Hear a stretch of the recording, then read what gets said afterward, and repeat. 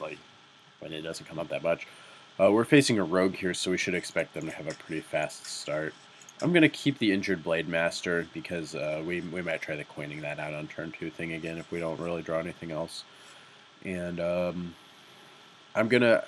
we could consider keeping Violet Teacher, and we could even consider keeping Hammer to go with it, but I think that there are better 4-drops that we can get, and we don't really want to have to like play this on turn 5. And hopefully we'll draw like a 2 here. That would be great, because the rogue can be pretty fast sometimes. And they do have this power that's really good for fighting ours, because they get to trade their life points basically for mana. Because for every every 2 times we use our power, we spend 4 mana over 2 turns. They only have to spend 2 mana like 1 turn to deal with both of them. So as long as they like have time to attack all the Silverhand recruits, they can be spending like 1 turn using the dagger to control our two uses of the power, and then we're just gonna pass here. They can spend 1 turn playing the dagger, and then they can spend the next turn actually spending that 2 mana on a spell. And they do give up 2 life to do it, but they get to like make other plays while this is happening, which is a pretty big deal.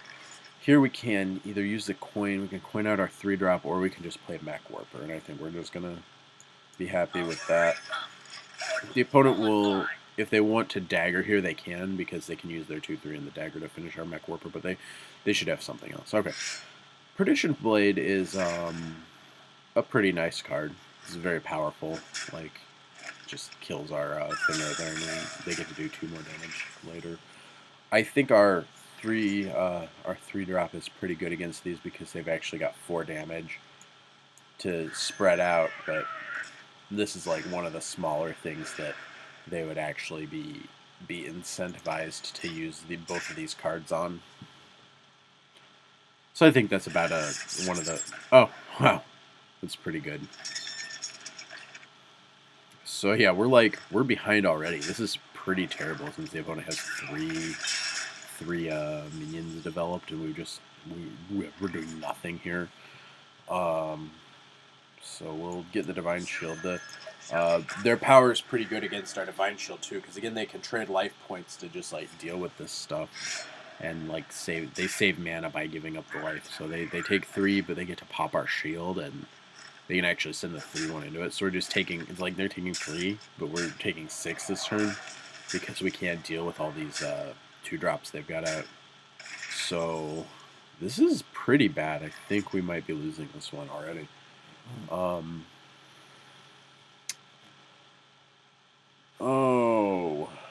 So I think I'm going to go with the Murloc Knight here, because it is a pretty big target. He's going to want to send the 3/2 and his knife into the Murloc Knight. Is there anything better we can do than that?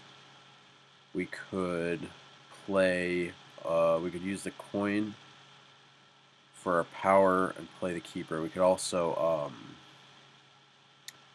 we would coin Abusive Sergeant, Keeper the Abusive Sergeant, and then we have a 3/3 and a 3/4, and we can Humility his 3/2.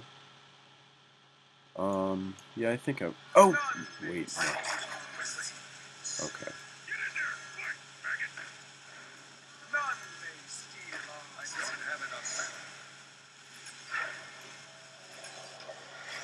This seems pretty desperate, but like this is, I think, just getting the 3 power, getting rid of the 3 power creature here, like, is something that we need to do to be able to stabilize in this game. And next turn we can play the Murloc Knight. The Yseras looking pretty bad here. Jeez. So good. I think we're dead. It's just like, this is so much to try to keep up with. We'll see what gifts Murloc Knight has for us. But this guy's going to have to do something pretty magical. That's pretty good. That lets our Murloc Knight survive his dragon. So I guess as like far as magical things that we're looking for, that's probably one of the better ones. And actually, I guess the haste Murlocs wouldn't even have dealt with his creatures really. So, jeez, 3 damage backstab. Yeah, this is pretty brutal. We must cleanse the Sunwell. Yeah, just how do we keep up with this? This is like just a really good curve out from their class, and this is one of the classes that can we're dead. So that sucks. But this is one of the classes that can just like put so much pressure on like a paladin. Like a paladin can build up a pretty crazy board position, but if they are too aggressive to let you get set up, then that's what happens. So unfortunately, that's the end of the run. But I don't think that we really had any way out of that match. So 7 wins. I was hoping for a little bit more than that, but we'll take it, I guess. Um, I think this deck could have done better than 7, but it didn't. Well, that's all right. So we get there's some gold. That's pretty nice. And we'll see what's in this pack. The Goblins versus Gnomes pack. Maybe we'll open a Dr. Boom. Have 2 Dr. Booms. Well, that is a pretty crappy pack, although it does have a lot of mechs in it. So, thanks everybody who watched this for hanging out and enjoying this arena action. And I will see you soon, I hope.